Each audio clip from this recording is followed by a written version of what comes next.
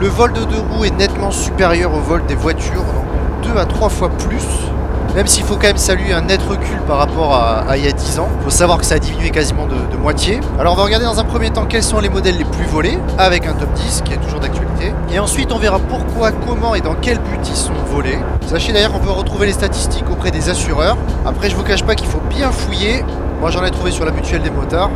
Après ça tombe plutôt bien parce que c'est justement avec ça qu'ils font le calcul des tarifs. Donc forcément on n'aura jamais accès à tous les détails, hein. C'est comme la recette du coca, hein. Ils vont pas la donner comme ça, hein. Quelle indignité. Alors pour le top 10, sans grande surprise, ça démarre avec le T-Max, hein, comme d'hab, hein. Le pire dans tout ça, c'est qu'Yamaha connaît le problème et fait beaucoup d'efforts en termes de sécurité pour essayer d'y remédier. Malheureusement ça sert pas à grand chose. Comme vous avez pu le voir dans l'essai que j'ai fait dessus, vous avez un verrouillage de la béquille centrale, un démarrage sans clé. Propose même un tracker embarqué sur certaines séries. Mais bon, c'est pas suffisant et ça, je vous l'expliquerai pourquoi dans une deuxième partie. Puis ensuite en deuxième, le BM 1200 GS. Là encore, sans grande surprise, hein, il faut pas oublier que ce qui se vend le mieux, se vole le mieux. En troisième position, on a le X-Max 125, suivi de près par le Vespa 125. Ensuite, on passe chez Honda, toujours chez les scooters, avec le BCX 125. Encore une fois, hein, que des best-sellers, hein, vous l'avez bien compris. On retourne après chez les motards avec la Street Triple, vient ensuite la MT-07, puis arrivent enfin les scooters 3 roues, là, les Piaggio, les 500 et 300 MP3, avant de terminer avec la grosse Triple, la 1050. Alors certains d'entre vous auront remarqué qu'il n'y a pas de motocross dans ce top 10. Ouais, c'est pas faux. Pourtant on sait tous qu'ils prennent très très cher et d'ailleurs c'est la raison pour laquelle je me suis résigné à pas en acheter une. Donc je pense que si les statistiques sont pas disponibles, c'est tout simplement parce qu'il y a une assurance spécifique pour eux. Donc s'il y en a qui ont une info là-dessus ou des chiffres à donner, n'hésitez pas en commentaire à faire suivre, mais à mon avis ça pique les yeux. Alors qu'est-ce qu'il faut penser de tout ça finalement? C'est vrai que quand on voit que c'est toujours les mêmes qui reviennent, on pourrait presque se dire est-ce que ça vaudrait pas le coup d'acheter un modèle équivalent pour éviter d'avoir des problèmes avec les assurances qui forcément vont vous tabasser sur les prix.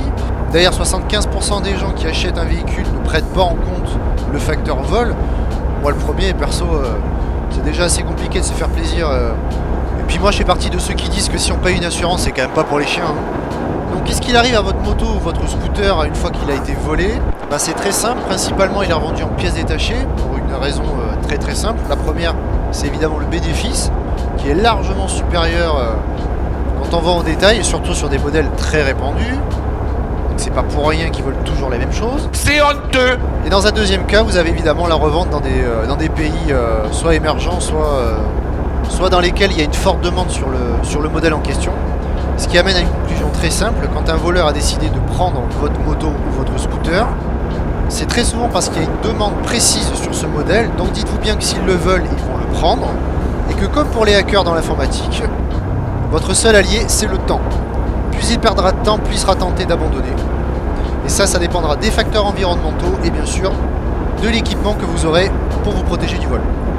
Ce qu'il faut savoir au niveau des assurances en cas de vol, si votre moto elle est retrouvée dans les 30 jours, l'assureur peut rembourser les frais de récupération de la moto et bien entendu les montants des réparations si elle a fini dans un bas-côté. Si par contre, malheureusement, la moto ou le scooter n'est pas retrouvé, ce qui arrive souvent, bah là dans ce cas-là, c'est la garantie vol de l'assurance qui établira un montant de remboursement.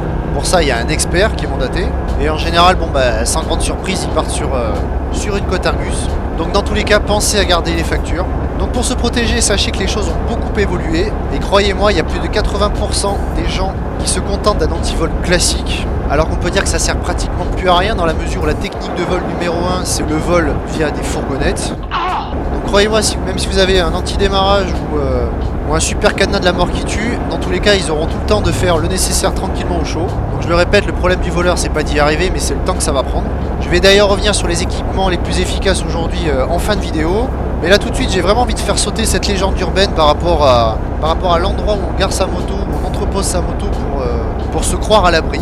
Donc déjà, sachez qu'une maison, même avec un garage fermé, c'est pas nécessairement un gage de sécurité puisque comme je le disais, finalement le voleur, tout ce qu'il veut lui, c'est de pas être dérangé. Et quoi de mieux qu'une maison bien tranquille.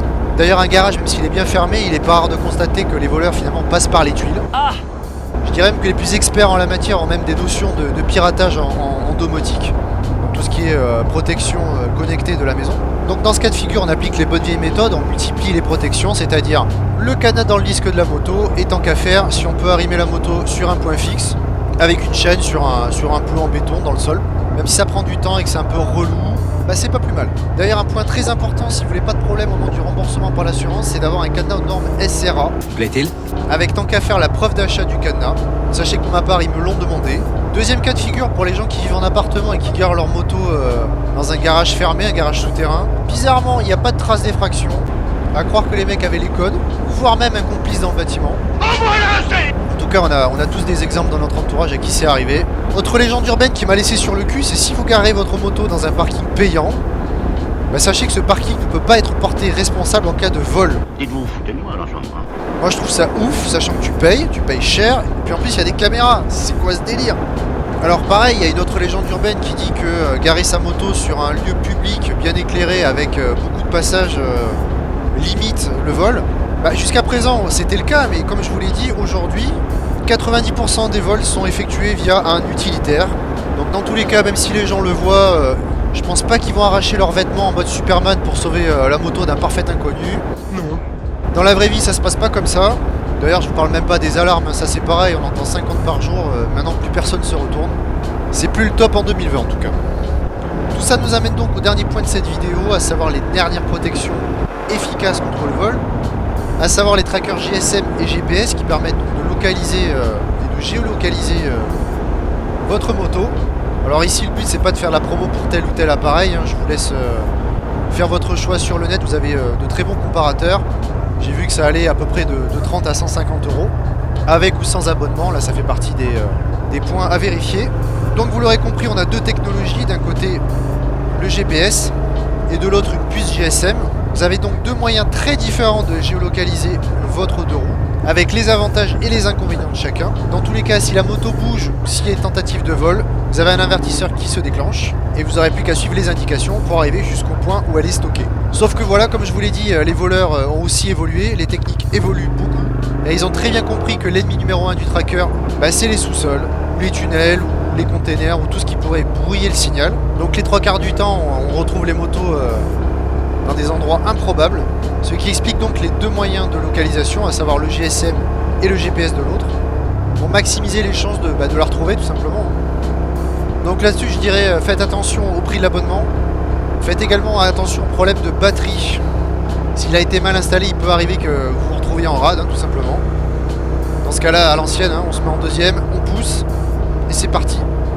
Alors si vous avez des informations supplémentaires sur le vol, que ce soit sur les méthodes employées, sur la manière de s'en protéger ou sur les modèles que j'ai cités, n'hésitez pas à les partager en commentaire, ça aidera beaucoup de monde. Je pense que ça mériterait qu'on en parle plus, surtout que derrière, je le rappelle, hein, on paye quand même très cher à l'assurance. Pensez à laisser un petit pouce bleu, hein, vous le savez, ça nous aide beaucoup, ça aide beaucoup à faire avancer la chaîne et la faire progresser. Comme à chaque fois, bienvenue aux nouveaux arrivants qui se sont empressés de s'abonner. Et je vous dis complètement à bientôt sur le temps.